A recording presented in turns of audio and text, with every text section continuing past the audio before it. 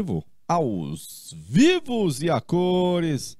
Meu muito boa tarde a você, segundaço, segundão, galerinha do segundo ano, você que nos assiste lá na escola, o Biraci de Carvalho, Isaías Coelho, alô galera de Isaías Coelho, alô você também de Pajeú do Pi, rapaz, Pajeú do Piauí, lá na micro-região de Canto do Buriti, pertinho do Canto.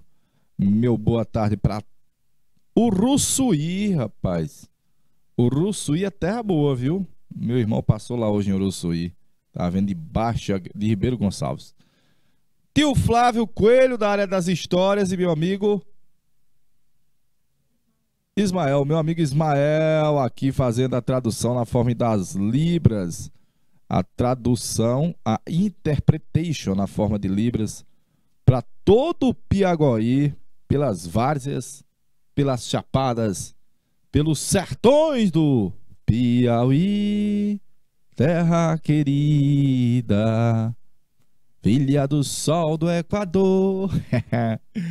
Alô, Gabriela Sobreira, boa tarde para Gabi. Deixa eu ver mais. Alô, Moniquinha, Mônica Araújo, lá na escola de Isaías Coelho. Alô, galera de Pimenteiras, nossos saudosos índios pimenteiras, resistentes, bravos, índios pimenteiras. Alô, Santa Luz do Piauí, galerinha tá chegando aí, de boa, no Anais, para aula de História, hoje com a temática de Revolution Industrial, que na verdade é a chamada temática interdisciplinar. É uma temática que você vai beber na sociologia, de novo, na sociologia, que é uma disciplina filha das consequências da Revolução Industrial, das problemáticas sociais que nós passamos a ter nos centros urbanos, desemprego, pressão, famílias desajustadas, peão que perde o controle da produção. Meu parente, surgiu uma ciência novinha da bodega para meio que interpretar a sociedade no contexto da Revolução Industrial. Mas você vê também geografia. Você estuda as fases da Revolução Industrial, as consequências da Revolução Industrial. O mundo hoje é um mundo filho da Revolução Industrial, das transformações na Revolução Industrial. Então, problema de poluição, desmatamento, temáticas recentes, tem uma relação também íntima com a Revolução Industrial. Urbanização, êxodo rural tem também questão com a Revolução Industrial. Tecnologia, internet, ciência, satélites, tem também a ver, são filhos, são herdeiros da Revolução Industrial. Papai. Choque entre a classe trabalhadora, os proletários, a prole, os trabalhadores, e os patrões, os empregados, os empregadores, perdão, a burguesia, a classe mais rica.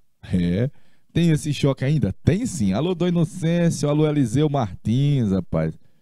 Alô, Ribeiro Gonçalves, galerinha de Ribeiro, de Dom Inocêncio, de Eliseu. Vamos conversar, seu Jorge?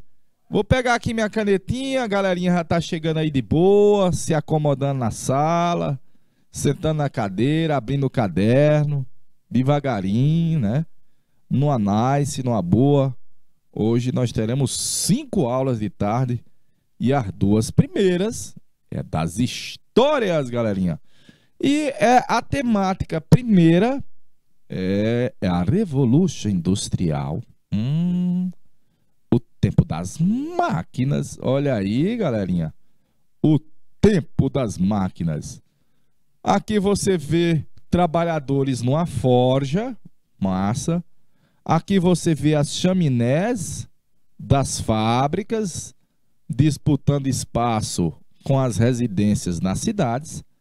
Aqui você vê o filme em que o Charlie Chaplin faz uma paródia com as consequências da Revolução Industrial. Aqui você vê a divisão do trabalho e a entrada das mulheres nesse cenário da Revolução Industrial. Crianças que foram utilizadas como mão de obra e ainda o são em muitos lugares. Muitas crianças ainda são utilizadas como mão de obra predominante. O movimento cartista, olha aí, a Carta do Povo na Inglaterra. As primeiras ferrovias, movidas a energia a vapor, aí a Revolução Industrial. O trabalho das crianças, as máquinas, a produção em larga escala. Bom, eu tentei reproduzir aí um pouco dos elementos da Revolução Industrial e de consequências dela. Olhe lá em cima o famoso movimento dos quebradores de máquinas. É o movimento em homenagem a Ned Ludd, os ludistas, galerinha que achava que quem estava tomando os empregos deles eram as máquinas. Máquinas. Chega um dia em que a gente vai aos poucos percebendo, somos máquinas humanas e estamos sempre correndo. Tchum, tchum. O motor, logicamente, é o nosso coração. Ah, papai, a estrada é o tempo e o passado é contramão. Vivo estacionado na garagem solidão. Meu motor é tão sensível. Olha a música do Bartô Galeno, Máquinas Humanas. Máquinas Humanas remete também ao cenário de um pós-revolução industrial. Eita cantiga, conheci essa daí, seu Jorge? É linda. Eu vou pedir para o senhor dar uma olhada na letra da música para você ver como ela é verdadeira. É uma crítica à desumanização e é uma declaração de amor também. Ah, papai! O nome Máquinas Humanas, de meu amigo Bartô Galeno. Meu amigo Bartô, meu amigo pessoal. Eita, do inocência. Tá aí o cenário da Revolução Industrial. Inicialmente você está vendo que está misturando o ambiente rural, agro, com as primeiras chaminés, mas ao lado das chaminés começa a emergir o mundo urbano. A gente está nesse processo de transition, galerinha de Pajeú, de boa, que é essa temática aí, ó. A famosa Revolução Industrial, galerinha. Eu fiz um slide bem cheio de figurinha. Lá na Idade Média, lá nas oficinas de artesanato, como a gente tem ali, no encontro dos rios, os oleiros, o artesanato do barro, né? O artesanato, as coisas feitas de barro. Durante a Idade Moderna, a gente está saindo da forma produtiva artesanal e começa a dividir as etapas da produção, que é a manufatura, e atualmente, olha aí a data, Idade Contemporânea. O que manda é a fábrica. Só que aí não está o nome fábrica. Está a maquinofatura. A indústria, galerinha. A indústria. Quem foi primeirinho na Revolução Industrial? O primeirinho, os ingleses. Os ingleses. Por quê? Porque havia din-din na Inglaterra. Eram capitais oriundos da exploração e do comércio colonial, importante, vinha da exploração das colônias e do comércio que havia da Inglaterra com várias regiões. A gente chama acumulação primitiva de capitais. Havia a política dos cercamentos, onde as terras comunais foram ocupadas com a criação de ovelhas, foram cercadas para criar ovelhas. Isso resultou no êxodo rural. Muitos camponeses abandonaram as terras e foram para as cidades. Então a Inglaterra está tendo um cenário de crescimento populacional, e parte dessa população que está nas cidades é uma população que não tem ocupação, então ela está à procura de emprego, vai ser uma mão de obra muito barata. A Inglaterra já era um país onde a burguesia havia chegado ao poder, no piauiês, se aburguesado. A burguesia, comerciantes, industriais, banqueiros, já elegiam deputados e senadores nessa classe social. E era o país mais rico do mundo, mesmo sem ter muitas colônias, mas era o país mais rico das Europa nesse cenário. Bacaninha?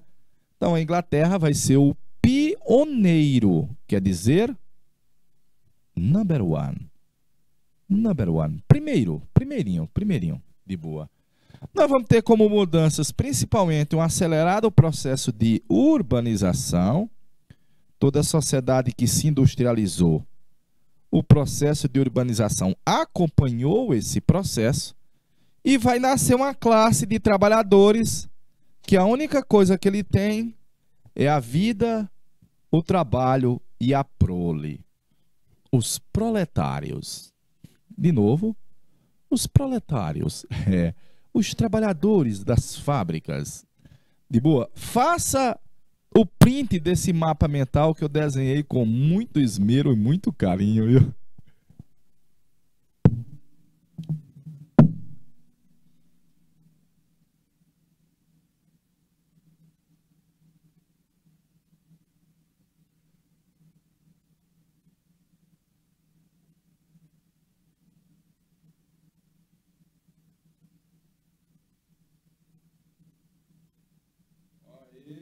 Achou lá, seu Jorge?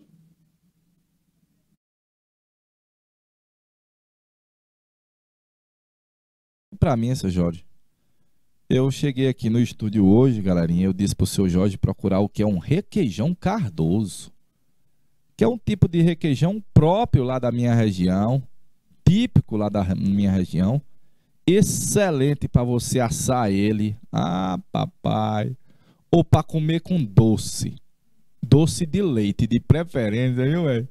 Respeite requeijão cardoso, viu?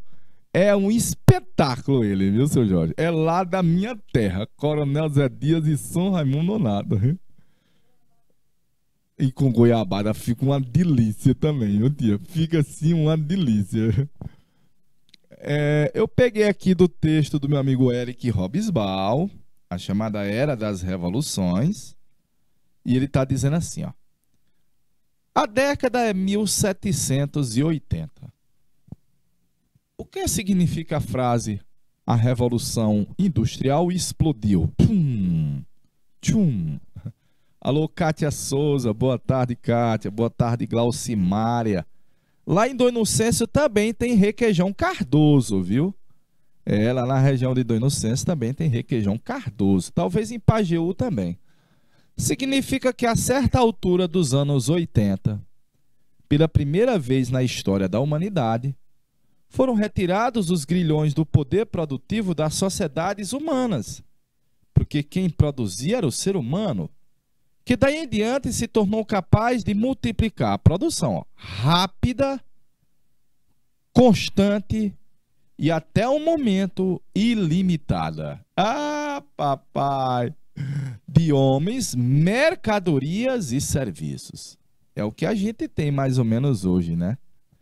De fato, a Revolução Industrial não foi um episódio com um princípio e um fim. Não tem sentido perguntar quando se completou, haja vista que ela ainda está ocorrendo. Aqui no Piauí, nós ainda estamos engateando na nossa Revolução Industrial. Haja visto que o Piauí ainda é um estado essencialmente agrário, de economia primária e pouca transformação. Pouca transformação. Pois sua essência foi a de que a mudança revolucionária se tornou norma desde então. Então ela ainda prossegue. A revolução ainda prossegue, sob qualquer aspecto.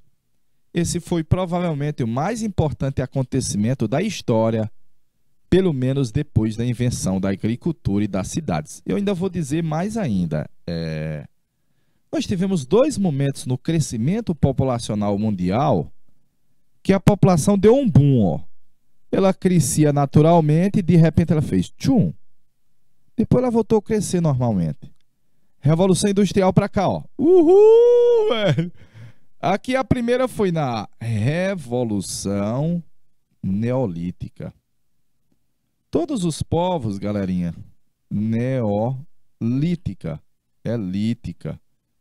Todos os povos, galerinha, que experimentaram o controle da natureza, que dominaram a natureza, galerinha, neolítica, eles tiveram um crescimento populacional muito rápido, muito grande, viu? Então a primeira é a Revolução Neolítica. E essa aqui é século XVIII. Ah, papai. Olha como ocorreu um boom populacional de lá para cá, ó. Em 300 anos, fruto da Revolução Neolítica, um boom populacional.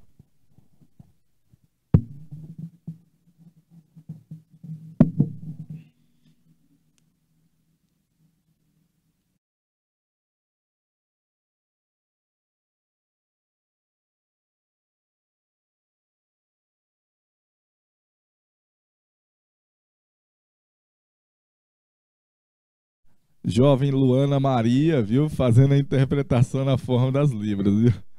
Eita, rapaz. Senhora Luana Maria. Luana Maria. Eita, vamos lá, ó.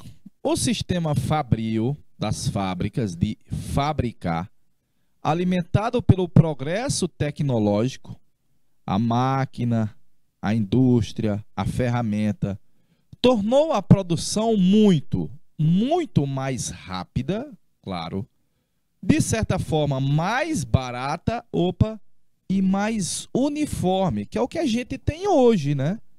Mais rápida, mais barata e mais uniforme.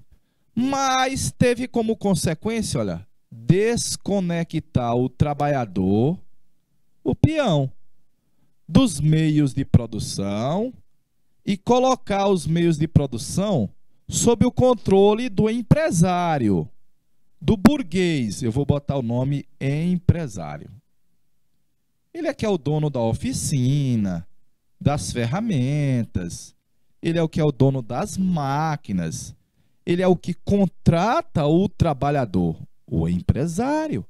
Ele vai ser muito importante para essa transformação também que você vai ter aí, ó, na forma de produzir e também no estímulo, no incentivo à inovação tecnológica. Ah, papai!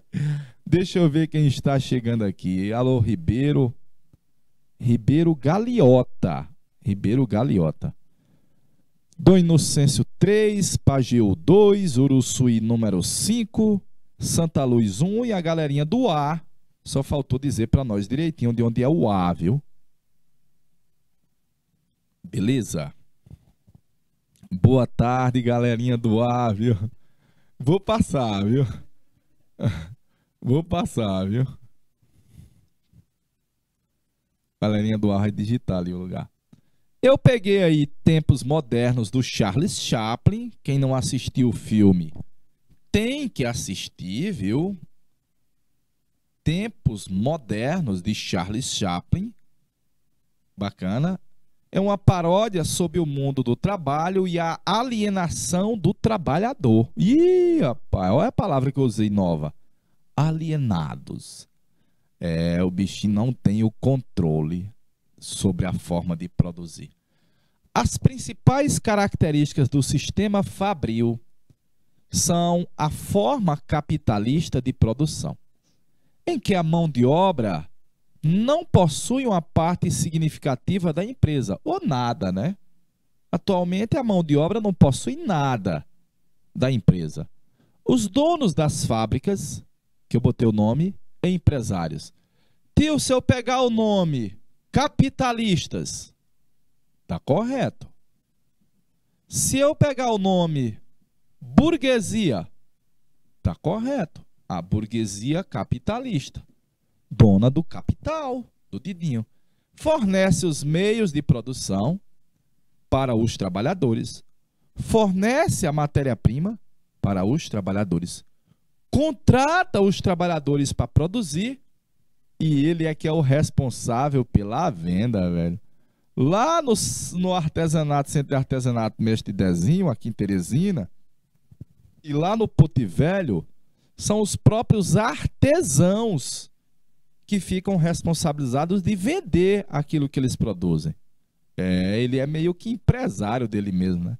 A produção depende da mão de obra, que não precisa ser extremamente qualificada. Haja vista, você sabe que a máquina vai ser assessorada pelo ser humano. De boa? Os produtos ou os gêneros produzidos são em uma escala muito maior, nem compara, do que no sistema de produção como no artesanato. O artesanato você produz uma peça quase que, vamos dizer assim, única, né? Ali sai um filho novinho. Mas numa fábrica de automóveis da Ford, ora, todos os carros saem praticamente do mesmo jeitinho, Adriel. Todos os carros. A localização da produção é mais flexível. Geralmente ela vai caminhar buscando o mercado consumidor. É diferente da produção artesanal, que geralmente é sempre no mesmo lugar. Componentes precisamente uniformes são produzidos graças ao maquinário. Tá aqui, ó. A mesma peça se repetindo do mesmo jeito. A função desse indivíduo é apertar o parafuso.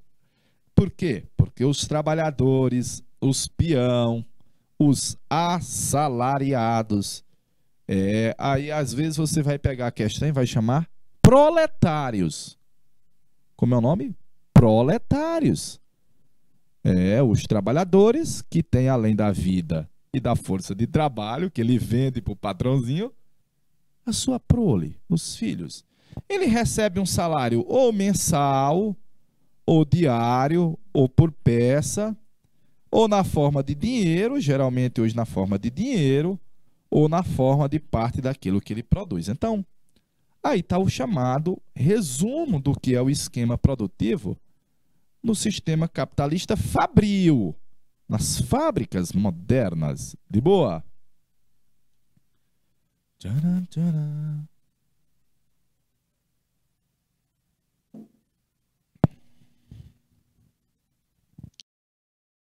Alô, Lília. Alô, Kátia. Visto isso, galerinha, a Revolução Industrial vai substituir as ferramentas manuais e o trabalho manual pelo trabalho fabril, pelo trabalho das máquinas. As inovações técnicas alteram os métodos de trabalho, com certeza absoluta. Antes, o funcionário de uma loja, de uma fábrica, de uma oficina, melhor dizendo, de artesanato, ele conhecia todas as etapas produtivas para poder fabricar um sapato. Do criar a ovelha, curtir o couro e cortar o couro, ele sabia todas as etapas. Agora não é, viu? Substituiu o modo doméstico, o modo artesanal pelo modo fabril. Ó céu, ó vida, ó azar. E aí, galerinha, esse é um sistema constante, olha. É um processo contínuo que perdura até hoje. Olha, quando eu comprei o meu primeiro celular, foi da Nokia. Lembro como hoje, era da Nokia. Mostra eu aqui, seu Jorge. Eu comprei o primeiro celular meu, era da Nokia. E era da. Ainda tem Oi? Tem? Da Oi. É porque o meu não é mais da Oi. Era da Nokia. Era um tijolinho, rapaz. Bem bonitinho. Minha irmã ficou, meu Deus, mas é lindo. Hoje a gente olha. Só tinha um jogo que era o jogo da cobrinha. Vocês lembram do jogo da cobrinha? Se batia lá batesse no rabinho dela. Acabou o jogo. Ô, derrota. Olha como, vamos botar assim, em 15 anos, teve uma revolução no sistema das comunicações, da telefonia. Hoje é mais um computador que um telefone. A gente menos usa ele para ligar e atender e muito mais com outras funções, porque aqui é uma espécie de computador pessoal a palma da mão. Isso é fruto da revolução industrial, velho, do aprimoramento. Dura até os dias de hoje? Sim. Alô, Emily Lohana Maria de Souza Alencar. Um nome bonito, senhora Alencar. Um nome bonito. Lá na cidade de Isaías Coelho. Vamos para frente, vamos para frente. Tá aí, olha. Se você for pegar, é como se o Piauí ainda quisesse chegar nessa parte aqui ainda, viu? A maioria das nossas fábricas está caminhando para isso daí. Eita, aqui é o Vale do Silício, aqui é a Coreia do Sul, o Japão e parte da China, viu? Eita, rapaz, então é um processo contínuo que a gente tem de evolução e inovação, transformation até a atualidade, notadamente, vamos dizer, a forma de exploração do trabalhador hoje, a forma de relação de trabalho hoje não é a mesma que 50 anos atrás. De boa? Seu Jorge, deixa um minutinho na tela para a galerinha fazer o print dessa parte aí.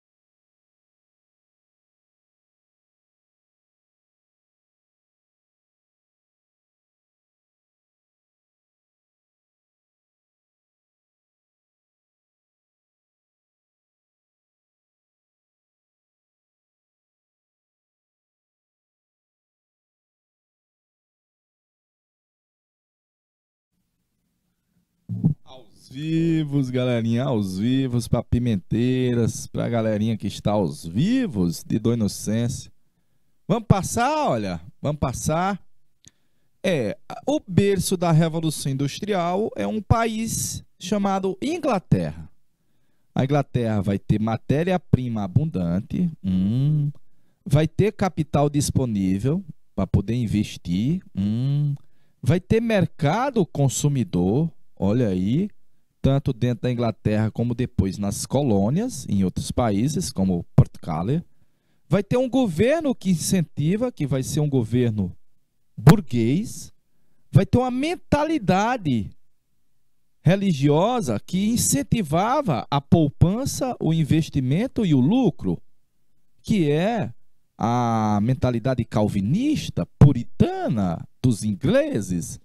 E aí a Inglaterra se tornou o berço da Revolução Industrial. Essa ilha aí que você está vendo, claro, quando você junta tudo aqui, você chama Reino Unido da Grã-Bretanha, de boa? Composto por País de Gales, a própria Inglaterra, a Escócia, terra do whisky Scott, e a Irlanda do Norte. Bacana? A Irlanda do Norte. O que separa a Inglaterra da França é só o Canal da Mancha aqui, ó. 50 quilômetros separa a Inglaterra da França, hoje unidas por o Eurotúnel, que é um túnel construído por baixo do nível do mar interligando o norte da França ao sul da Inglaterra. Pertinho de Londres, né? Já sai. Tá aí, imagem de Londres, naquela década que o meu amigo Eric Hobsbawm interpretou como sendo a década do início da Revolução Industrial, 1780. Tem autor que coloca 1760. Note o tamanho da cidade. O crescimento motivado pela produção e pelo comércio em expansão. E veja mais ainda a quantidade de navios aí que permitia, vamos dizer assim, o desovar dos produtos ingleses pelo mundo. Ah, papai! O desovar dos gêneros pelo mundo. Alain Everton, boa tarde, meu amigo Alain. Por que que a Inglaterra foi... Por que que a Revolução Industrial teve início na Inglaterra? Iniciou na Inglaterra. Primeiro que a Inglaterra já tem uma classe burguesa, é a classe empresarial. Vou botar bem aqui, ó. Empresarial. A classe burguesa no poder. E tinha desde a Revolução Gloriosa. Desde os puritanos se revoltando com Oliver Cromwell, depois a Revolução Gloriosa. Classe dominante na Inglaterra, fruto das revoluções inglesas do século XVII, a burguesia passou a controlar o parlamento britânico. Então, até hoje, a Inglaterra é uma monarquia parla. O rei reina, mas não governa. Ah, papai! A Inglaterra é uma monarquia parlamentarista, galerinha. A titia Elizabeth II manda na Inglaterra do mesmo tanto que eu mando lá em casa. Em Nadex. Ah! De novo em Nadex. Nadex, Nadex, Nadex. É mesmo. Quem manda? O chefinho gostoso. O primeiro-ministro, que lá está em mudança, né? Por causa que o Boris Johnson renunciou, né? Aquela pressão. E a Inglaterra é governada por ele ou por ela? Por ele. É o primeiro-ministro. Ele que nomeia os ministros. Ele que sanciona as leis. Ele que veta as leis. Ah, papai, não é a rainha. O rei reina, mas não governa. Então, eu estou lhe dizendo que quem dominava o parlamento inglês era a burguesia. E, ó, há muito, muito, muito tempo. Com isso, as primeiras ações governamentais buscavam favorecer o desenvolvimento burguês, olha aí, ó. O desenvolvimento econômico e o lucro. Isso é a ideia da burguesia. Lá com meu amigo Oliver Cromwell, os famosos atos de navegação. É um exemplo porque lá se estabeleceu que as mercadorias inglesas só poderiam ser transportadas em navios de bandeira inglesa. Não podia ser em outro, velho. Aí deu um estímulo à indústria naval da Inglaterra. Olha aí, ó. Toda a mercadoria inglesa deveria ser transportada por navios britânicos. A indústria naval do país vai dizer: I love you, Oliver Cromwell. Eu te amo, Oliver Cromwell. Olha um resumo aí, olha. Não pode ser navio de outra bandeira, tem que sair daí no navio inglês, massa, né não? E olhe como a indústria naval ganhou corpo. Notadamente, a Inglaterra é uma ilha, galerinha. E por ser uma ilha, ela depende, é questão de soberania nacional, né? É questão de soberania, de saúde do país. Ela depende ao extremo, claro, ela depende da navegação. Daí a indústria naval inglesa. De boa? Deixa um minutinho na tela para a galerinha fazer o print. Galerinha de Uruçu, inclusive, pediu aí, ó.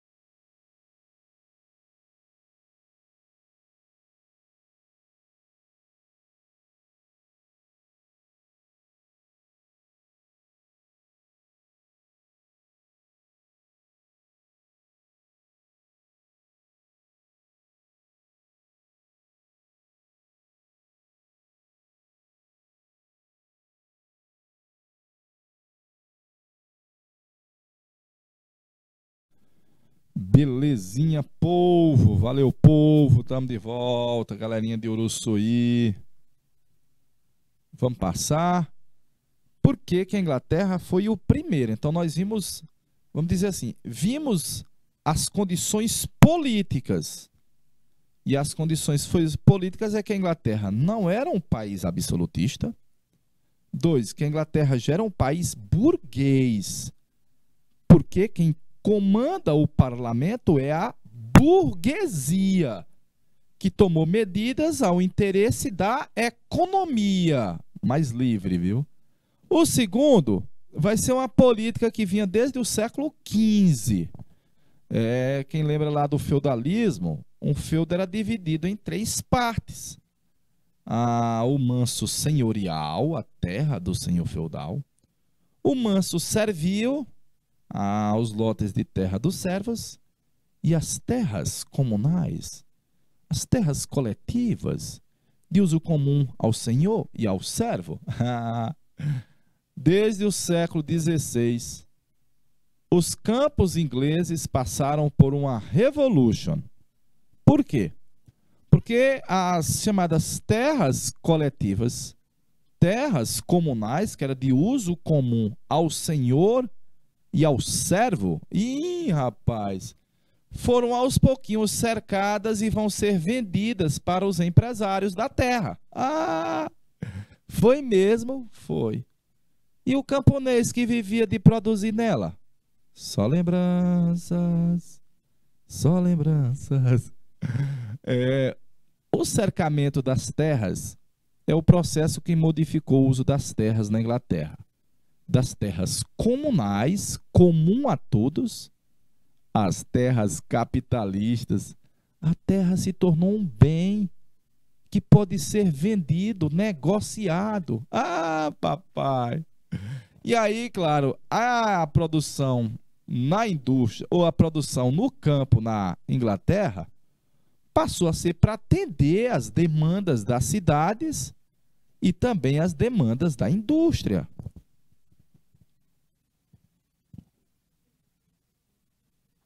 Vamos lá, ó.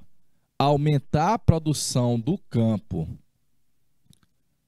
aumentar a lucratividade para vender para uma população urbana que crescia, por causa... Tio, e quem estava nesses campos e não pode mais produzir na terra, faz o quê? Faz aquilo que todo mundo que perde a terra ou acesso a ela vai fazer. Êxodo rural. Migram para as cidades cresceram rapidamente. E quando cresce, há um grande contingente de trabalhador ocioso nas cidades. É muita gente para trabalho de menos. Então o empresário da fábrica vai chegar lá e vai dizer: brother, eu te pago R$10 para tu fazer esse serviço. É tão pouquinho, mas é melhor o pouquinho do que nada. Se tu quiser, tu vem, que bem ali do lado tem outro cara aqui que é só por 9. Ixi, Marinha! E sim. E claro, fornecer um acúmulo de capital para ser investido cada vez mais em setores mais modernos da economia. E notadamente relacionado a isso, produzia-se nos campos as ovelhas, a ovelha tosquiada vai gerar a matéria-prima da lã, que vai ser utilizada na indústria têxtil. Papai! Olha como a indústria têxtil vai crescer na Inglaterra e que isso também tem relação com a política de cercamento dos campos. As terras comunais, as terras coletivas eram usadas agora para criar ovelhas. Meu Deus do céu. Faça o print, povo, povo, povo, povo, povo.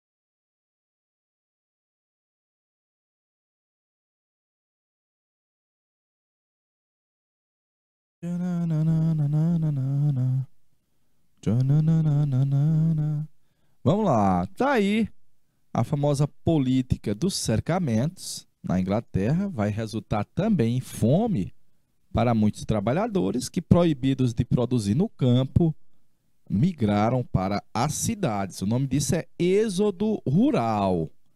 Êxodo rural. Então é mais um fator? É, porque, galera de Uruçuí, passa a ter uma mão de obra mais barata, grande quantidade de trabalhadores nas cidades que não faz nada. Aí eu vou lá alistar eles, aí, brother, tem um trabalho ali, eu pago R$10. Mais ou menos isso, sim. No sul das 13 colônias inglesas, futuro território dos Estados Unidos, os fabricantes ingleses de tecido conseguiu uma importante matéria-prima que também era produzida no Brasil. O algodão. Ah, papai. Como é? O algodão também vai ser utilizado na indústria têxtil na Inglaterra. Na verdade, hoje é mais o algodão do que a lã da ovelha, plantado lá pelos escravos que vinham da África, como você vê nessa imagem. Então, nesse intervalo de 20 anos, a exportação de tecidos de algodão inglês aumentou 10 vezes. Olha aí, antes era produzido os tecidos apenas da ovelha, da lã da ovelha tosquiada. Agora, uma fibra muito mais produtiva, e o Brasil vai produzir muito, vai ser o algodão. E esse comércio extremamente lucrativo vai acumular real na Inglaterra, velho. E é esse real acumulado que a galerinha vai colocar para poder estimular a inovação, a criatividade, os novos engenhos, os novos inventos, as máquinas. Deixa eu ver, alô, Ribeiro, Galho, Galiota, do Inocêncio, Uruçuí, Santa Luz, Pajeú. A galerinha do A não disse de onde era, né? Alô, é de Lúcia, Alan, o Everton, Ana Cristina Leite, alô, Emily, senhora Alencar, da cidade de Isaías Coelho.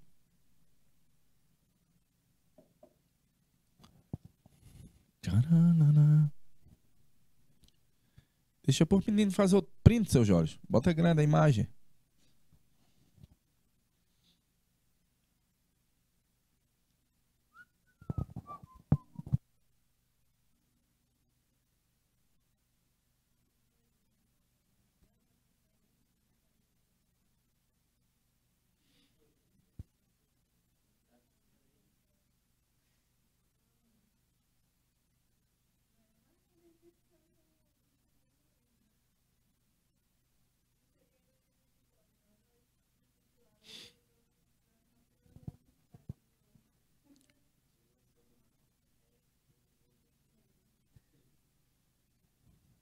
Ok, vamos lá. A Inglaterra foi pioneira também porque tinha matéria-prima. Papai, de novo. A Inglaterra foi pioneira porque tinha matéria-prima. Então você já viu uma das matérias-primas disponíveis. A lã das ovelhas e também o algodão produzido no ZEUA, futuro Estados Unidos. Mas além disso, olha, havia disponibilidade de energia. Daqui a pouco o carvão vai ser utilizado como fonte de energia para poder mover as máquinas que vão ser movidas a um motor, claro, o motor a vapor. O carvão vai ser o combustível, principalmente desse vapor. 90% da produção mundial de minério em 1800 era da Inglaterra. Meu Deus do céu, velho. E era. Agora imagine isso em 1800. Então essa grande quantidade de fonte energética vai estimular também, olha, novas invenções revolucionárias, e daqui a pouco duas Duas importantíssimas. O ferro, que quando utilizado, por exemplo, para construir as ferrovias, ele quando esquenta ou tem uma pressão grande, ele se dilata.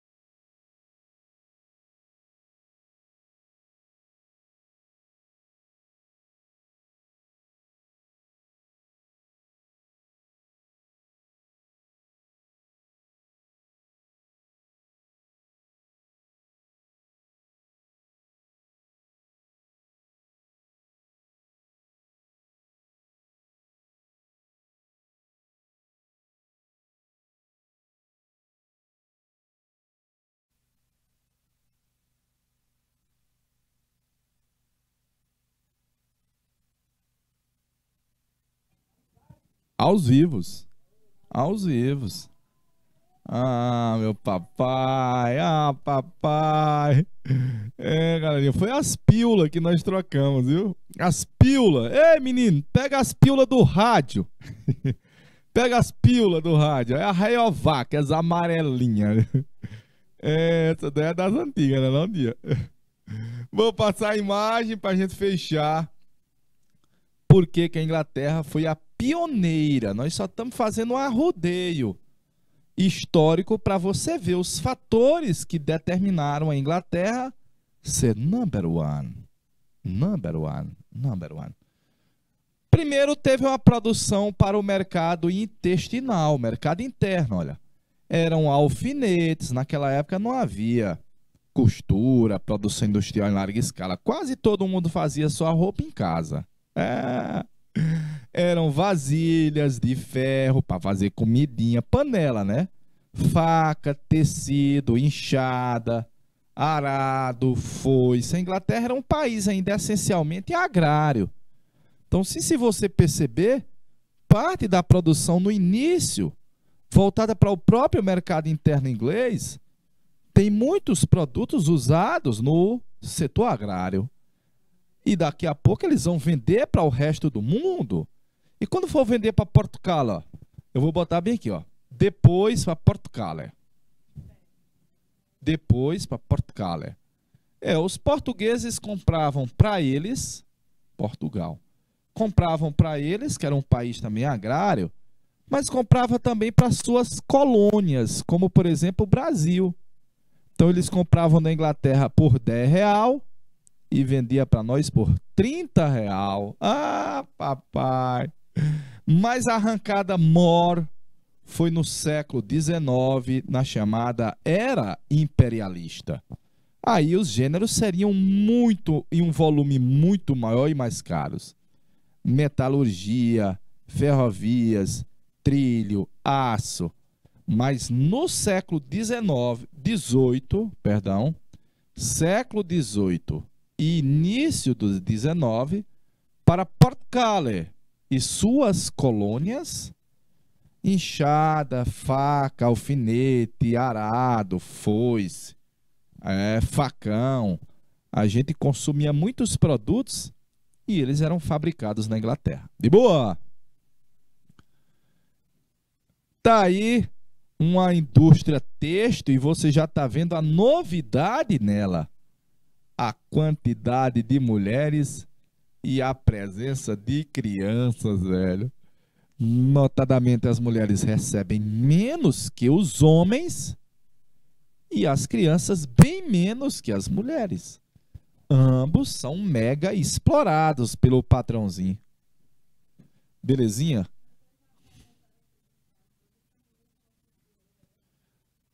A tia está perguntando, tio, e antes da gente ter a produção industrial nas fábricas, praticamente dentro de casa tinha sempre uma pessoa que sabia costurar? Sim, igual vovó lá no interior ainda hoje, né?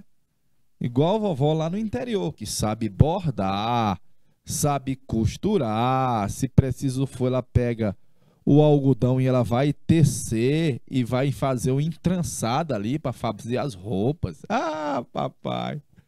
Eu botei assim, ó. As revoluções inglesas levaram a burguesia ao poder que buscava um mercado livre. Tio, você está fazendo propaganda? Tô não. Tô não. 2. A política dos cercamentos, de cercar as terras ociosas e outras, resultou no êxodo rural e numa mão de obra muito barata nas cidades. Essa mão de obra barata aí que o empresário vai buscar para aumentar a margem de lucro dele, evidentemente. 3. Ocorreu a ampliação da lã na Inglaterra, que era a principal matéria-prima no início das fábricas. Lembra que depois vai ter o algodão, made in América, made in Estados Unidos. Bacaninha? E a burguesia, ó. Burguesinha, burguesinha, burguesinha, só o filé.